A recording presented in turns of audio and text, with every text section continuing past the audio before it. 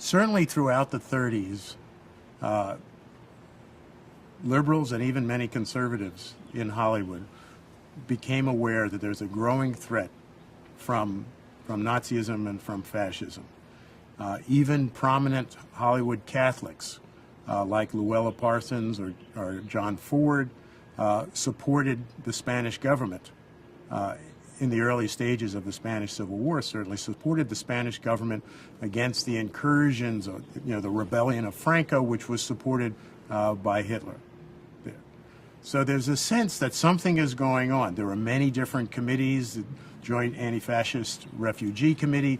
There were all sorts of technicians, all sorts of creative and craftspeople coming over from Germany, many of them Jewish, but not entirely, who were fleeing from Nazi persecution and from what they saw was going on there. Someone, let's say, like Michael Curtiz, the great Warner director who was so amazingly expert in so many different genres.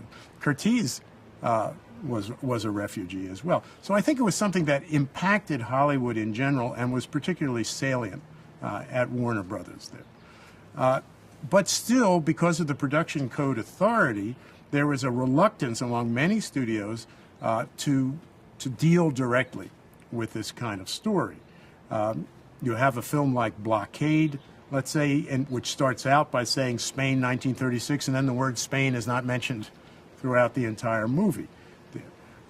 So these kinds of allegories, you might call them in a more general sense, or what I would call displaced narratives, where you may be talking about Elizabeth I and the Renaissance and things like that, but you're actually talking about what's happening now.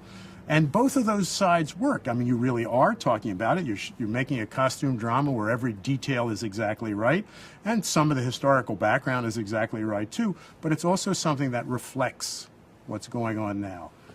By talking about the past, you are talking about the present. So those kinds of films, and to me, I find them some of the more interesting films. The films that are displaced, the films that are talking, instead of talking about what's happening in Spain, they're talking about the American Civil War, let's say. Instead of talking about what's happening with prejudice, they're talking about something that happened in the 19th century, let's say. So those films are really intriguing. And it's finally, in 1939, with Confessions of a Nazi Spy, Warner is the first studio to explicitly face what is happening now.